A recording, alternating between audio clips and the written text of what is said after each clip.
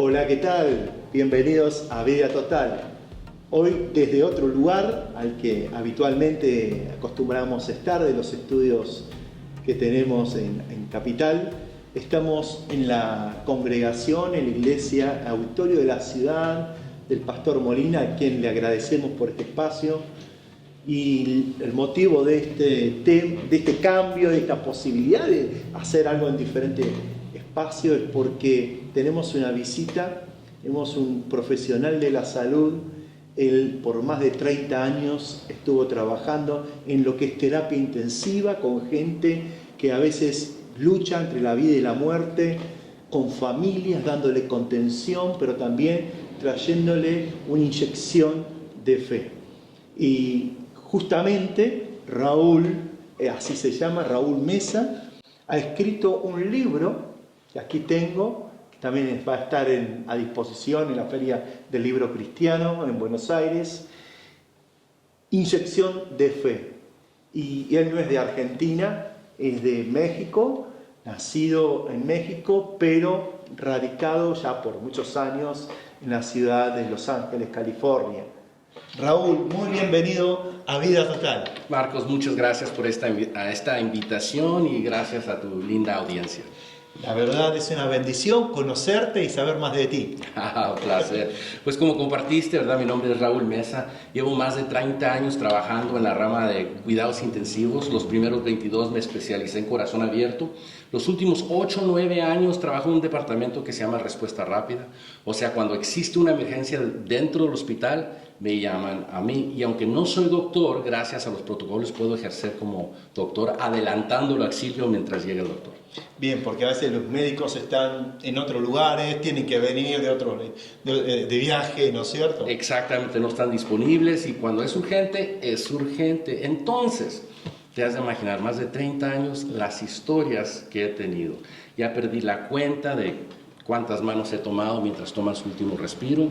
Perdí la cuenta de cuántos pacientes he hecho RCP. Lo interesante es que un porcentaje de esos pacientes, pues, hemos tenido éxitos y los hemos logrado revivir. Y un porcentaje de ese porcentaje han regresado para platicarme dónde estaban, qué vieron, qué escucharon mientras estaban ausentes del cuerpo. Te puedo decir... Como dice la palabra, ausente del cuerpo, pero presente en el espíritu. Exactamente. Te puedo decir que la palabra de Dios es real. Exactamente. Estar ausente del cuerpo es estar presente delante de Dios. Aunque también Raúl, tengo pacientes sí, que, como el capítulo 16 dice, el cielo no es el único lugar.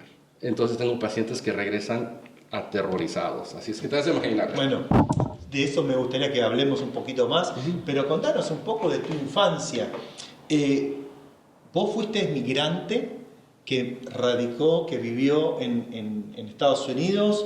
¿Cómo es tu historia de vida? Porque desde Sudamérica escuchamos muchas veces gente que migra de México, de Sudamérica para Estados Unidos. De hecho, hay muchos argentinos, que ahora estamos en Argentina, que sueñan con ir a Estados Unidos, pero ¿cómo fue tu historia en particular? Podría escribir otro libro basado en la vida de mi papá, porque gracias a mi papá pues estamos en Estados Unidos. Él de jovencito, 17, 18 años, intentó emigrar a Estados Unidos. Después de haber sido regresado como 5 veces, golpeado, maltratado, viviendo en la frontera, por fin tuvo éxito en entrar. Fue mi mamá y mi papá entraron a Estados Unidos y por obras milagrosas yo logré nacer en Estados Unidos.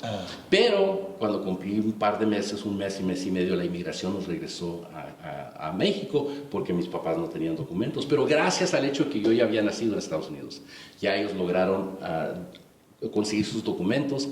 Y ya como le cumplí los 2 años, entonces nos fuimos a Chicago, porque allá es donde estaba el trabajo. Y ahí crecí en Chicago hasta los 26 años, cuando decidí perseguir un hermoso par de ojos que vivían en Los Ángeles. Me mudé a Los Ángeles y pues 26 años de casado, 4 hijos después, pues puedo decir que fue exitoso esa migración de Chicago a Los Ángeles. Dio fruto. Dio fruto. Dio fruto, ¿no es cierto? Dio Así fruto. es. Vos sabés que en Argentina tenemos mucha gente que emigra también y que viene especialmente a la ciudad de Buenos Aires, a Córdoba, a Rosario, a Mendoza, a estudiar. vos estudiaste, ¿tuviste alguna crisis con respecto al tema de migrantes, al tema de dudar de tu fe? Bueno, no sé si tuve crisis en eso. La verdad, la migración de mi padre a Estados Unidos va a levantar mi fe, porque él me platica cómo Dios obró de una forma milagrosa durante sus intentos de entrar a Estados Unidos. Y son historias y fíjate que yo creo grandemente en compartir con nuestros hijos las veces que Dios ha llegado en nuestras vidas, porque como hijos ignoramos en veces los sacrificios que hacen los padres por los hijos, ignoramos cómo Dios llegó en los momentos difíciles de nuestros padres, y cuando ignoramos eso, pues se nos hace fácil o se nos olvida a nosotros buscar a Dios en nuestras crisis. Pero como padre, cuando uno inculca eso en sus hijos, es más probable que cuando vengan las crisis, uno como hijo busque a Dios. Y en ese buscar a Dios, ¿cómo llegaste a ser profesional de la salud? Bueno, yo estaba estudiando computación. Yo pensaba que esa era mi carrera. Nada que ver. Nada que ver. Es más, en la preparatoria, si tú me hubieras dicho que yo iba a ser enfermero, eso era pleito seguro, porque eso era para mujeres, eso no es cosa de hombres, ¿no? Y yo crecí en un barrio muy humilde, muchas pandillas, ¿verdad? Entonces eso no era algo que me hubieras acusado. Pero en una ocasión venía yo de México de vacacionar y regresé enfermo, una gripe o algo bien feo. La primera noche que tenía como 20 años, la primera noche que pasé en Estados Unidos, me pegó una fiebre intensa y tuve una convulsión grande. Eso causó que cayera en cuidados intensivos como paciente. Ahí, nada más que a esa edad uno se recupera así, ¿no? Entonces me recuperé, pero ya entró un sacerdote, y me dijo, ¿sabes qué? Me caes bien, te voy a hacer una recomendación. Así como me ves, soy sacerdote, soy recibido en psicología y soy recibido en enfermería. Dice, yo recomiendo que tú seas enfermero y que seas sacerdote. Entonces yo lo volteé y le dije, bueno, enfermería lo voy a considerar. Sacerdote, pues seré padre, pero de familia. Le dije, me plantó esa idea, sí. Y cuando regresé a la escuela iba por el pasillo y vi el departamento de enfermería y voy a entrar con algunas preguntas. Entré con preguntas, salí apuntado. Y aquí estamos tantos años después. Wow, 30 años ya de profesión. Ya 31 y pico, casi 32, sí. Está bueno esto lo que decís, Raúl, porque uno busca, ¿no es cierto? Procura. Y a veces el problema es encerrarse en una sola idea. Pero cuando aparece en estos momentos un sacerdote, quien sea, ¿no? Sí. Podemos ver que hay más mundo más allá del horizonte que uno mismo se ha planteado. Inyección de Fe tiene un compendio de diferentes relatos, historias. ¿Te gustaría compartirnos alguna? Claro que sí, claro que sí. Todo empezó cuando yo me recibí como enfermero. Había una escasez de enfermeros, entonces el hospital entraba a las escuelas y trataba de arrebatarlos en cuanto antes. Entonces en ese tiempo yo estaba haciendo mi rotación en cuidados intensivos, así le llamamos allá, y 6 meses antes de graduarme ya me habían conseguido. Cuando recién trabajé, llevaba como 2 meses como enfermero, cuando de repente iba caminando por el pasillo y escuché un viejito que me dijo, ¡hey tú, ven! Yo, ven. Ok, me arrimé a ver en qué le podía servir. Este viejito estaba muy alegre, le brillaba el rostro, se estaba riendo, sentado en la cama. Ven, dice, quiero que pases, quiero que me asegures de algo, sácame de duda. Ok, quiero que me saques de duda, dime que no estoy loco. Ay, hijo, ¿cómo hago eso? No, de veras, dime que no estoy loco. Mira, es que veo ángeles en el cuarto. Ángeles en el cuarto. Si no los ves, están grandes, están gloriosos. Y se reía, le brillaba el rostro. Cuando él me dijo eso, Marcos, yo sabía 2 cosas. Primeramente, yo sabía que el momento que yo entré a ese cuarto, yo sentí algo especial. Segundo, viendo la expresión de este caballero, yo sabía que estaba teniendo una experiencia muy real. Entonces le dije, mira, no veo los ángeles, pero voy a avisarle a tu enfermera, permíteme un segundo. Salí del cuarto y no encontré a la enfermera, estaba atendiendo a otro paciente, pero lo que sí encontré era el carrito rojo que le llamamos crash cart en Estados Unidos, que tiene los medicamentos de emergencia y la máquina para dar choques. Y dije yo, no vaya a ser que de veras esté viendo ángeles y que estén aquí para llevárselos. Mejor agarré el carrito, lo voy a estacionar junto al cuarto de él, en cuanto lo estacioné, escuché una alarma, divisé dentro del cuarto y este paciente que recién estaba súper animado, ahora se encontraba con los ojos cerrados, las manos en el pecho, y detrás de él vi el monitor que me daba señas de vida, pero ahora era solo una línea recta. Entré corriendo, lo sacudí, ¿estás bien? ¿Estás bien? Nada, pulso, nada. Empecé RCP, aplasté el botón de código azul, llegaron todos los doctores, todos comenzamos a trabajar en él, pero a pesar del esfuerzo que hicimos, él sencillamente no estaba ahí. El doctor preguntó, ¿qué pasó si apenas le iba a dar de alta? Estaba bien, no estaba grave, ¿qué pasó? Pero Marcos, yo sabía lo que había sucedido, porque fíjate que en Lucas 16:22 nos platica la historia del hombre rico y de Lázaro. Y dice la palabra de Dios que cuando Lázaro falleció, que Dios mandó a sus ángeles que lo escoltaran al seno de Abraham. También sabemos que cuando Esteban lo estaban a punto de apedrear, él alcanzó a divisar lo sobrenatural. Veo al Padre y veo al Hijo parado a mano derecha. Entonces yo supe que él había tenido una experiencia muy real. El Señor lo vino a buscar. Era su tiempo. El Señor lo vino a buscar y queremos que verlo en la eternidad. ¿Qué pasa en unos años más? No tenemos prisa. Un poquito más. No hay prisa. No hay prisa. Pero cuando llegue vamos a estar felices. Queremos. Y créeme, porque hay pacientes que logramos revivir. Es más, tuve más de 2 pacientes que cuando los reviví, que despertaron, estaban tan enojados conmigo. Ya estaba en casa. ¿Para qué me trajiste para atrás? Claro. Estaba en un lugar tan precioso, pero molestos porque los reviví. Sí. Entonces es real. Es verdad, es verdad. ¿Cómo estas situaciones, estas historias también desafían la ciencia? Me parece que para el próximo bloque, ¿tenés alguna historia, algo que desafía la ciencia con respecto a lo sobrenatural? Esperemos al próximo segmento. Dale, vamos. Ahí nos vemos en el próximo bloque.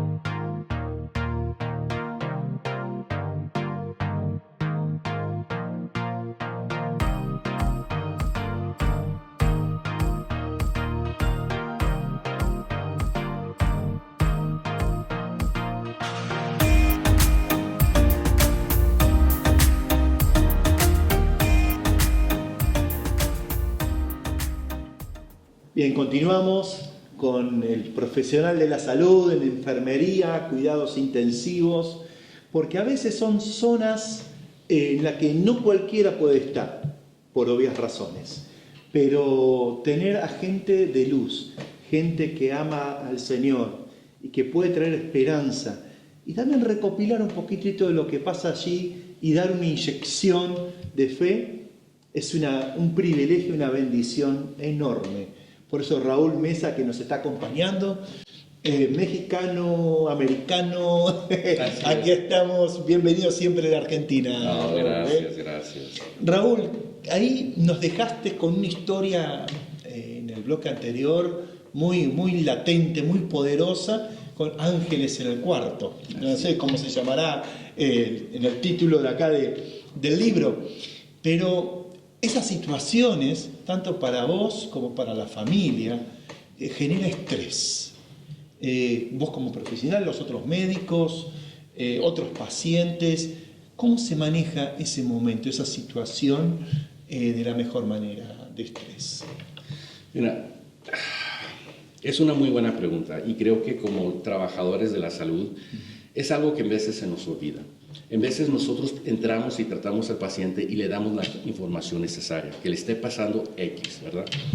Estamos tan ocupados que en veces se nos olvida que cuando estamos entregando información, sea al familiar o sea al paciente, se nos olvida que ellos están recibiendo noticias cambiavidas y que en veces requiere tiempo para que ellos procesen lo que acabamos de decir. Pero como trabajadores, y yo entiendo como trabajador, estamos tan ocupados, tenemos tantos pacientes, tantas cosas que hacer, que andamos tan apurados y no les damos el cuidado que necesitan en ese momento para procesar. La forma que lo hago yo en esas situaciones es que realmente pauso cuando estoy platicando con ellos, para que ellos sepan y se sientan escuchados y vistos. Porque no son sencillamente una diagnóstica, no son sencillamente una enfermedad. Es una persona que de repente escuchó unas noticias o están sintiendo algo, están pasando algo y necesitan procesarlo. Cuando empecé a trabajar de esa manera, fue más fácil hacer esa conexión. Ahora, pero fíjate que ahora con la pandemia lo que sucedió es que no nomás los pacientes, pero los mismos trabajadores de la salud estaban pasando un estrés enorme. Todos tuvimos pérdida. Tuvimos pérdida de familiares, tuvimos pérdida de negocios, de dinero, tuvimos pérdida de paz. La pandemia fue algo horrible. Y durante esas crisis, trabajando como cabeza del Departamento de Respuestas Rápidos, mi día era extremadamente lleno, llamada tras llamada, tras llamada, tras llamada. Y en veces yo llegaba y encontraba al enfermero quebrantado, llorando, diciéndome, Raúl, este paciente se me está muriendo, este paciente está muriendo, ¿a cuál atiendo? Porque si atiendo este se me va a morir, si atiendo este se me va a morir. Se estaban descompuestos. Sí. Yo llegaba y repasaba los dos, atiende a este paciente. Pero Raúl, ya te di la orden, atiende a ese paciente. La verdad es que yo sabía que los dos iban a fallecer. Pero sencillamente estaba tratando de quitarle ese peso de culpabilidad a los enfermeros, para que ellos no se preocuparan en procesar culpabilidad, sino se enfocaran en el cuidado del paciente. Para poder hacer eso, para poder hacer eso, uno no puede llenar otro vaso cuando el vaso de uno está vacío. Entonces, depende de mí, fuera de mi trabajo, fuera de ser enfermero, quitarme el título de enfermero y sencillamente ser hijo de Dios que va a papi para que le llene ese vaso, ¿no? Entonces requiere tiempo para poder yo estar en la presencia de Dios, conocer su palabra, estar lleno para poder dar lo que yo he recibido, ¿no? Y eso es lo que trato de hacer, porque muchas veces, bueno, no muchas, siempre que yo entro a un cuarto, yo sé que para ese paciente yo soy la imagen de Dios, yo soy hechura suya, he sido criado en Cristo Jesús para realizar estas buenas obras. Y así me tengo que presentar. Y también lo que me ayuda es saber que cuando se cumplan mis 12 horas, yo poncho el reloj. Y esos problemas ahí se quedaron. Desafortunadamente, el paciente no puede ponchar reloj. Él sigue con eso. Él continúa. Entonces les digo a los enfermeros, por lo menos acuérdate, cuando estás en ese momento difícil con el paciente, trátalos con toda la compasión que puedas, porque en unas horas tú sí te vas a poder ir a la casa. Tú sí vas a poder estar con tu familia. Se termina esa tormenta en tu vida, pero en la de ellos no. Así es que ofrécele esa extra compasión, ese extra amor. Hay algo que se llama saturación por el estrés, que quizás uno pueda hacer el corte, pero siempre como que queda un rezago, ¿no es cierto? Que queda un rezago. Y me acuerdo este pasaje que el Señor dijo, vengan a mí todos los que están trabajados y cansados, que yo los haré descansar. Muy en dirección a lo que nos estás contando, que es muy, muy positivo, porque quizás estamos hablando ahora del tema de salud, el tema de médicos, enfermeros, todos los que tienen que trabajar algo tan complejo en torno a la vida de uno. Pero hay otras personas, otras áreas, qué sé yo, educación, empresa y demás, que también tendríamos que prestar atención a esas pausas que indicás e ir a esos oasis que necesitamos para reconfortar el alma y el espíritu, ¿no? Perfecto, muy buen punto, es muy, muy cierto. ¿Cómo afecta eso a la familia? Porque, a ver, a veces traemos eso, esa carga, o dice, carga negativa, ¿no es cierto? Pero no es carga, es la carga, la responsabilidad que a veces uno tiene con respecto y la transmite quizás de manera inapropiada con los hijos, con la esposa. ¿Cómo podemos tener una vida sana, una convivencia mejor en el hogar? Mira, esa es muy buena pregunta. No estoy seguro si soy la mejor persona para contestarla, porque sí creo que... No te preocupes, Raúl, vamos a llamar a tu esposa para... No, lo que iba a decir es que yo sí creo que existe una diferencia entre un hombre y una mujer, en el sentido que para nosotros los hombres funciona nuestro cerebro y nuestra forma de pensar más fácil. Nosotros, tú nos das un problema Ok, te vamos a conseguir la respuesta, solución, ¿qué sigue? Pero la mujer no es así. Claro. Ella muchas veces cuando tiene un problema no es que quiera que lo soluciones, ella quiere que la escuches, que la platica para que se desahogue. Entonces, tomando eso en cuenta, como hombre, para mí es más fácil que tal vez mis compañeras de trabajo, que son mujeres, que cuando poncho el reloj, yo dejo todo ahí. Yo cuando voy a casa ya no soy enfermero, nunca le platico a mi esposa cómo fue mi día. Bueno, en vez en cuando ha sido algo muy interesante o difícil, pero en general nunca le platico, porque al platicarlo lo revivo. Y ahí en ese momento estoy llevando el trabajo conmigo a la casa y no hay duda que eso se va a asomar en la forma que trato a mis hijos, en las conversaciones o en la forma que estoy disponible, porque no dejo de ser papá, no dejan mis hijos tener necesidad de papá.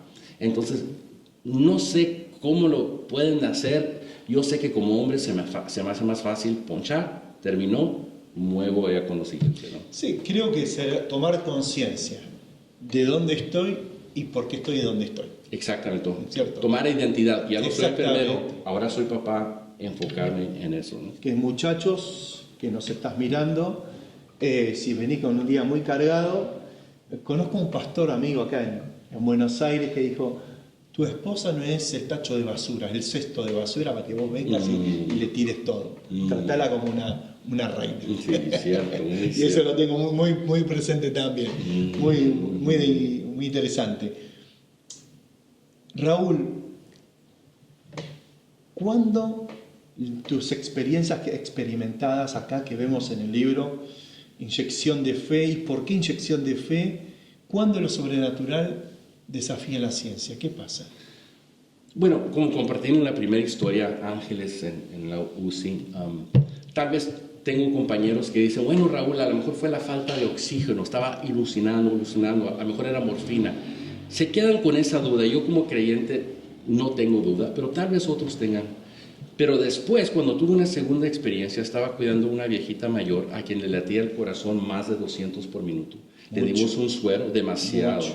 Le dimos un suero para controlarlo, pero funcionó demasiado bien. Vi que él fue de 200 a 150, a 100, a 40. Entré corriendo al cuarto, vi que marcó 0, la revisé, ¿estás bien? Nada, pulso, nada. Aplasté el botón de código azul, llegamos, empezamos RCP. Gracias a Dios en 15, 20 minutos la recuperamos, la pusimos en máquina de respiración, comenzamos todos los sueros y el doctor decidió dejarla descansar toda la noche. Yo trabajaba de noche en ese tiempo.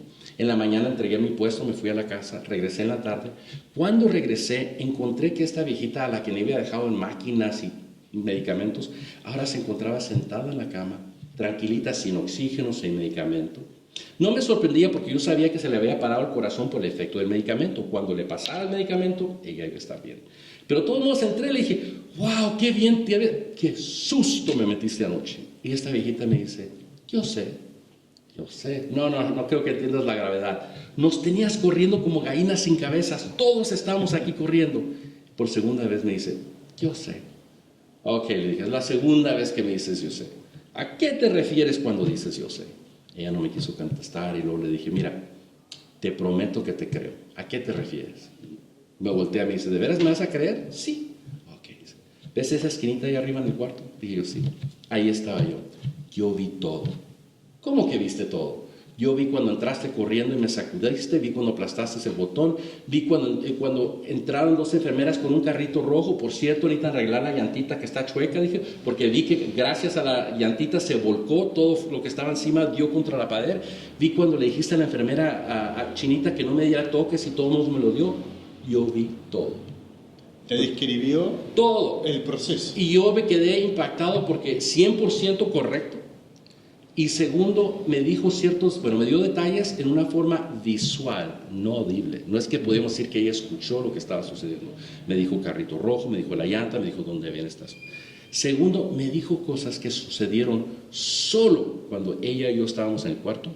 Y ella estaba clínicamente muerta. No hubo forma. Nadie le pudo haber platicado. En ese momento, yo ya había aceptado que había vida después de la muerte por fe, porque la palabra de Dios nos lo dice. Pero en ese momento dije yo, qué rico se siente cuando veo evidencia. No hay forma que la ciencia me pueda dar a mí la contra de decir que fue alucinación, que fue drogas, porque era imposible, estaba clínicamente muerta y ella me estaba describiendo cosas de un punto de vista totalmente diferente, ¿verdad? Ahora, él no sabía qué decirle, falta de experiencia, le dije yo, pues gracias por regresar, pero el enfermero ahora más experimentado me hubiera sentado y le hubiera hecho 1.000.000 de preguntas más. Samuel, se nos está yendo el tiempo, pero esto me lleva a una reflexión final que me gustaría compartirla contigo, con los que nos están acompañando, de que es verdad. Cuando Jesús dijo, porque de tal manera amó Dios al mundo, que ha dado a su Hijo unigénito para que todo aquel que en Él cree no se pierda, sino que tenga vida eterna. Y estas experiencias es de esa vida eterna, de esa vida más allá de la muerte, pero también que muchos están viendo ángeles, ¿no es cierto? Y muchos dicen que fueron al más allá, que volvieron, pero nosotros que no tenemos esa experiencia como ellos, pero sí creemos por fe, sabemos que hay eternidad. Así es. Y Dios viene pronto siempre a estar con nosotros, a acompañarnos y a llevarnos con Él. Raúl, muchas gracias. Muchas gracias por esta reflexión, estas experiencias. Bendecimos tu vida, tu señora, tus hijos y este espacio donde el Señor te hizo ser luz. Gracias. Y gracias por compartir con nosotros este libro de inyección de fe. Gracias, Marco. Gracias al público. Estamos para servirles. Dios les bendiga. Que Dios te bendiga. Nos vemos en el próximo programa. ¿Y por qué hacemos todo esto? Porque esto es Vida Total, que nos gusta crecer cada día sanos y fuertes. Que Dios te bendiga.